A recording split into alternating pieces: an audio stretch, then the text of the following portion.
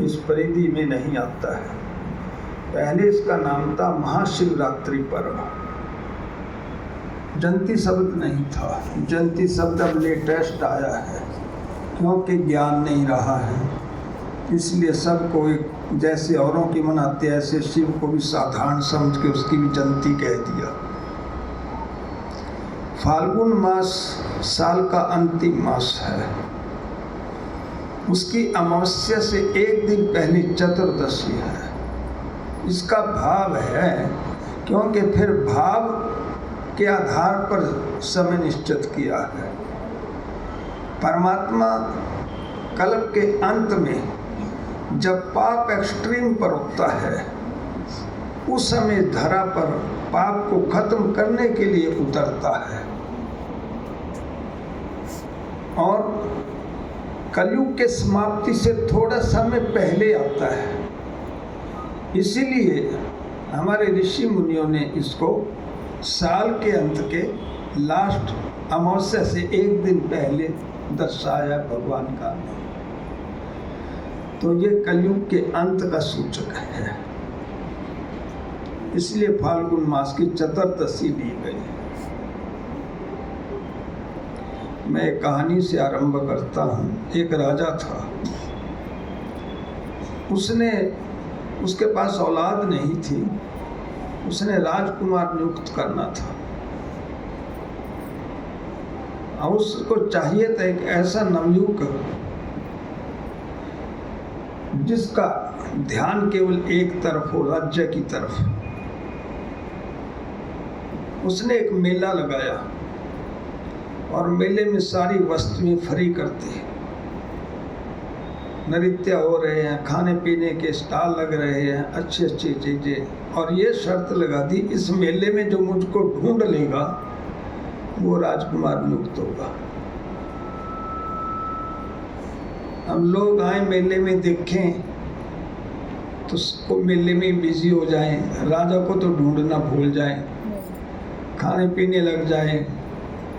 कोई कहीं देखने में मस्त हो रहा है, कोई खाने में मस्त हो रहा है, आनंद ले रहे हैं और राजा को ढूंढना भूल गए। पर एक नवयुवक जो कि बहुत ही तपस्वी था, उसने कुछ नहीं देखा मेले में। वो सीधा राजा के पास गया। राजा ने कहा, अभी तेरे को मेला अच्छा नहीं लगा? कि राजन, जब तू ही मेरा बन गया तो ये मेला किसका है? मेरा ही तो है। मुझे एक एक चीज लेने की क्या जरूरत थी, क्योंकि तो तपस्वी था।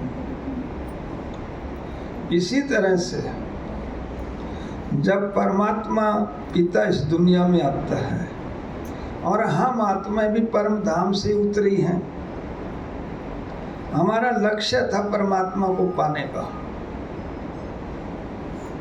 परंतु हम तो इस मेले में बिजी हो गए, परमात्मा को ढूंढना तो भूल गए। वो कौन है, कैसा है, क्या करता है, क्या नहीं करता है।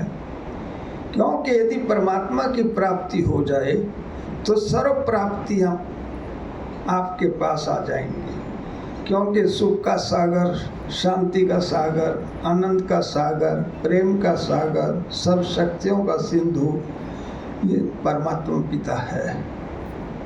जब हम उससे कनेक्ट हो जाएं तो सारी शक्तियां किसके पास आएंगी? बाप की सारी शक्तियां का उत्तराधिकारी बच्चा होता है। तो हम उसके बच्चे बन गए तो सारी प्राप्तियां हमारे पास आ जाएंगी। परंतु हम परमात्मा को नहीं ढूंढ पाए। हमने सब कुछ ढूंढ लिया, हमने चंद्रमा तक चले गए, नीचे समुद्र की गहराई तक छान मारी है, परंतु परमात्मा मिस कर दिया है। उसकी तरफ हमारा ध्यान ही नहीं है। और जितने भी पैगंबर आए सब ने उसी एक को प्राप्त किया है और वो सारे विश्व के प्रेरणा स्रोत बने हैं। चाहे वो स्वामी विवेकानंद है, चाहे बुद्ध है, चाहे क्राइस्ट है, चाहे मोहम्मद है, चाहे गुरु नानक देव है, चाहे आदि शंकराचार्य हैं, आज भी सारा विश्व उनको मान रहा है, क्योंकि उन्होंने एक की प्राप्ति की है, उस एक को ढूंढा है, पर हम एक को छोड़ रहे हैं। परमात्मा के विषय में आज उनसे अधिक भ्रमित क्यों है? जो सत्ता ही एक है इस संसार में, इस बात से सारा विश्व सहमत है। हर मनुष्य मानता है कि परमात्मा एक है। दो कहने वाला कोई भी पैदा नहीं हुआ।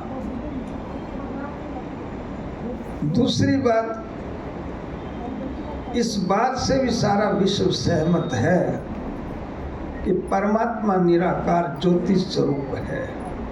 सभी पैगंबरों ने उसे इसी रूप में स्वीकारा है। बुद्ध को भी लाइट के ही दर्शन हुए ज्ञान प्राप्ति पर। क्राइस्ट ने कहा गॉड इज लाइट। हजरत मोहम्मद ने भी कहा अल्लाह एक है।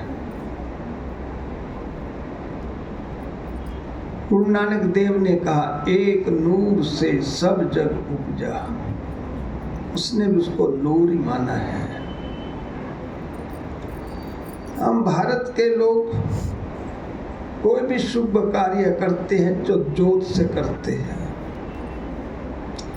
हमारे जितने ज्योतिर्लिंगम 12 ज्योतिर्लिंगम मठ हैं, जिनमें से उत्तराखंड में हमारा केदारनाथ जी हैं, जो सारे विश्व का आकर्षण है। कितने लोग दर्शन करने के लिए इस साल आए होंगे। इसका मतलब उसकी मान्यता विश्वव्यापी है। पहले यहाँ देसी घी की जोत जला करती थे बस। हमारे ऋषि मुनियों ने देखा कि कलयुग में सभी मंदिरों में देसी घी की जोत नहीं जल पाएगी, इसलिए इसको मूर्ति रूप में स्थापित किया जाए। जोत को मूर्ति रूप दिया गया तो क्या बन गया? शिवलिंग। इसलिए भारतवर्ष में कितने शिवालय हैं। वर्ल्ड में न तो इतनी मस्जिदें हैं, न इतने चर्च हैं, न इतने गुरुद्वारे हैं। आज भी संख्या के आधार पर सबसे ज्यादा शिवालय हैं। ये ज्योति का यादगार है। सोमनाथ के मंदिर में विक्रमादित्य ने हीरे का शिवलिंग बनवाया था। वो ज्योत की तरह चमकता था, जिसे महमूद गजनी उठा के ले गया था। 2000 वर्ष पहले भारत शिव में था। राजा भोज, कवि कालिदास, भास, बमूती सब शिव भक्त रहे। विक्रमादित्य ने सारे विश्व में शिवलिंग स्थापित कराए थे। मक्का की दीवार में जो शिवलिंग है आज भी वो विक्रमादित्य का स्थापित किया हुआ है, क्योंकि सबसे बड़ा राजा वो शिव भगत था, चक्रवर्ती राजा था। तो भारतवर्ष के लोग भी, सनातन धर्म भी शिव का भगत ही रहा है। दूसरी बात, इस बात से सारा विश्व सहमत है कि परमात्मा अजन्मा, अकर्ता, अभोक्ता है। गीता में बोल रहा है, मैं जन्म और मृत्यु की परिधि से बाहर हूँ, मैं सुख दुख की परिधि से बाहर हूँ। क्योंकि परमात्मा अकर्ता का भाव, वो कोई फिजिकल वर्क नहीं करता जिसका फल बन जाए। जिसका फल बनेगा वो कर्म गौड़ नहीं करता, क्योंकि कर्मातीत है। अभोक्ता से, क्योंकि वो सुख दुख नहीं भोग सकता। इस कसौटी पर जो पूरा उतरता है वो गॉड है। चौथी बात से भी सारा विश्व सहमत है कि परमात्मा परम धाम का वासी है। गीता के 15वें अध्याय के 6 नंबर श्लोक में परमात्मा ने भगवान नु वाच, हे अर्जुन, मैं सूर्य चांद तारागण के पार परम धाम का वासी हूं। 15 अध्याय का 6 नंबर श्लोक। परमात्मा ने अपना धाम भी डिक्लेयर किया। इसीलिए हम लोग जब भी प्रार्थना करते हैं, हम हाथ जोड़ते हैं, हमारे नैन चैन ऊपर को जाते हैं, अंदर को नहीं जाते, नीचे को नहीं जाते, साइडों में नहीं जाते। हमारे मस्तक का वाइब्रेशन ऊपर को है, तभी कहते ऊपर वाला जाने, नीली छतरी वाली तेरी माया। कभी कोई दुख की घड़ी आती है, हमारा ध्यान ऊपर को जाता है, रहम कर।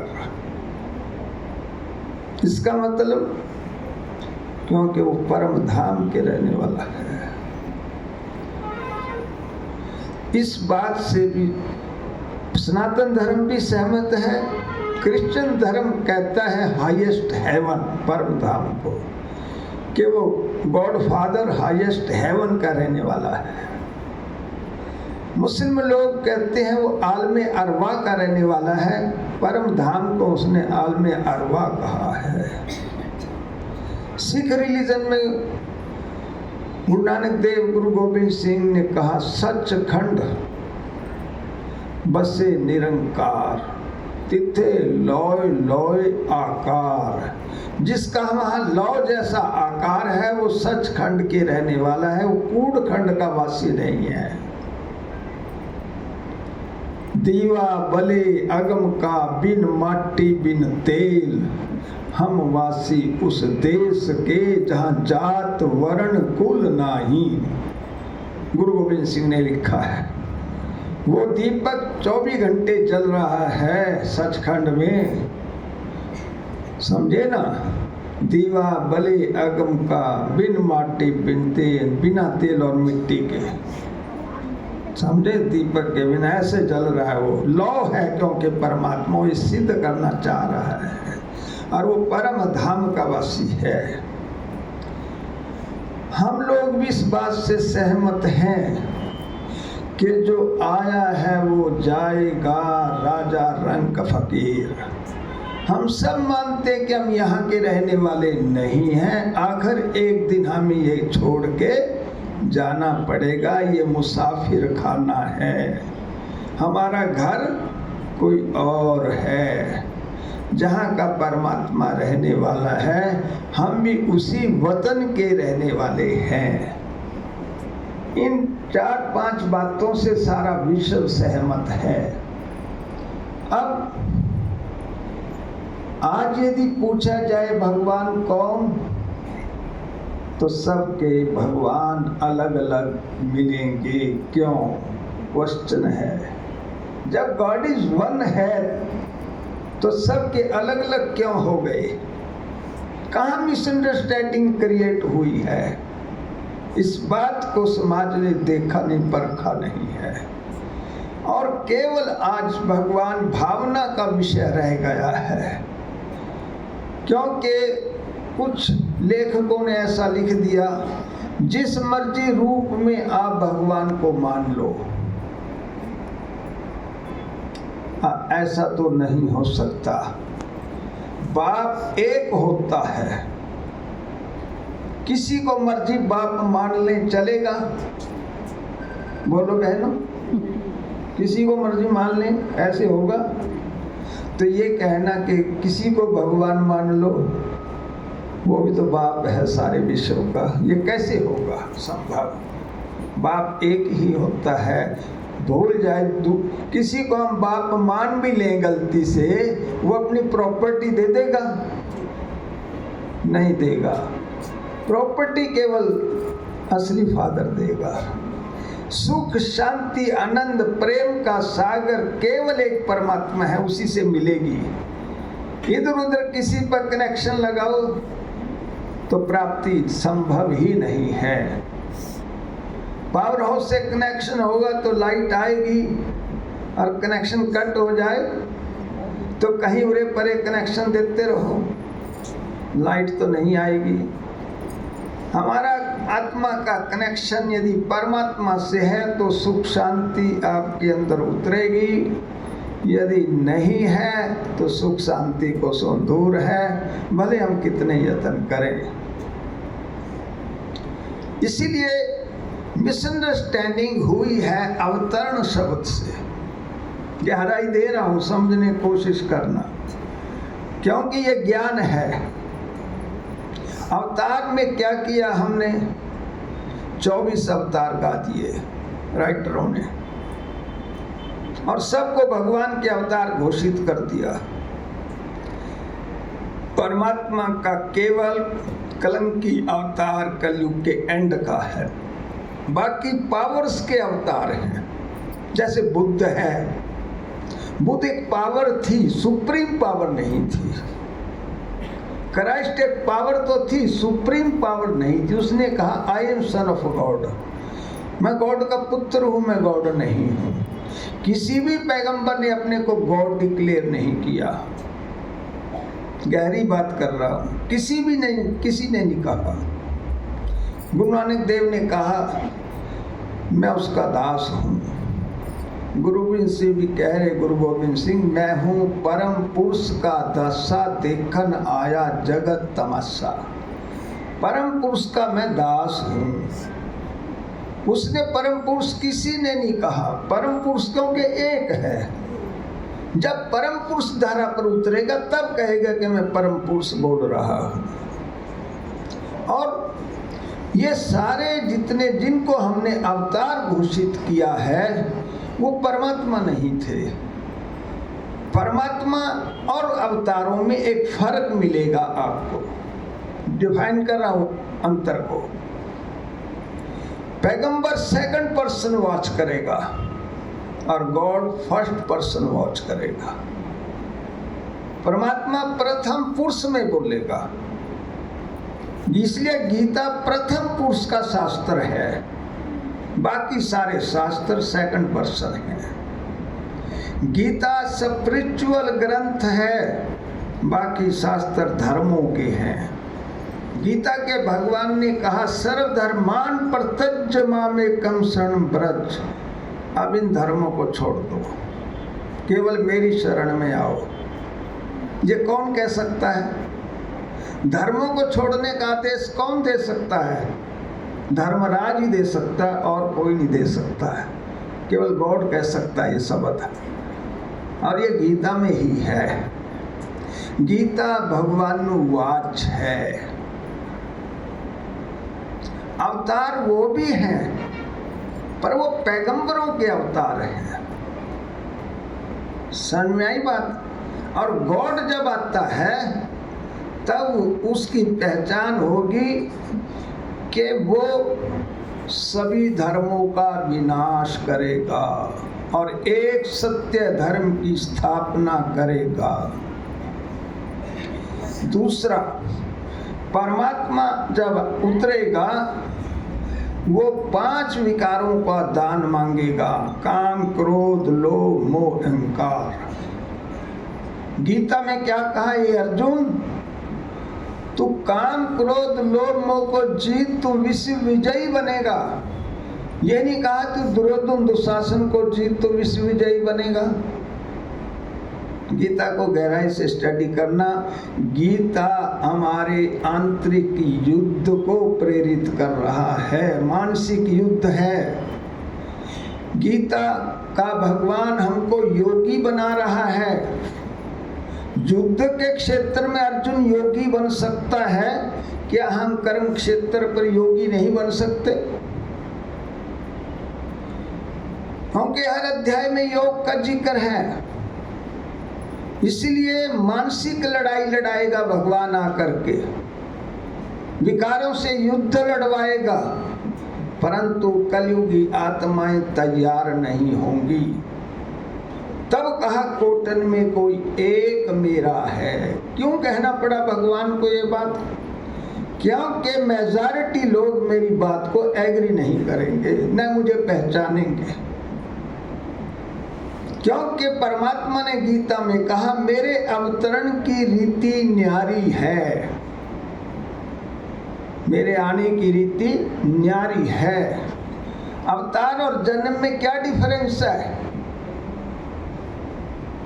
ये किसी ने नहीं सोचा, आज तक ने डिफाइन किया किसी ने कि किसको अवतार माने, किसको जन्म माने। 4 प्रकार के जन्म हैं, गहराई दे रहा हूं। देवी देवताओं का जन्म योग से होता था। ये वेद भी मानता है कि आदि उत्पत्ति योग से है, इसीलिए उनको देवता कहा जाता था। 33 करोड़ देवी देवता नमो नमः, ये हमारी त्रेता के एंड की पॉपुलेशन है। हम सभी देवता थे, योग से उत्पन्न हुए थे। ये श्री कृष्ण की क्या दिखाते हैं? माँ देवकी को साक्षात्कार हुआ, विष्णु चतुर्भुज का मैं तेरी गोद में आ रहा हूं। समझे? वासना नहीं है, परंतु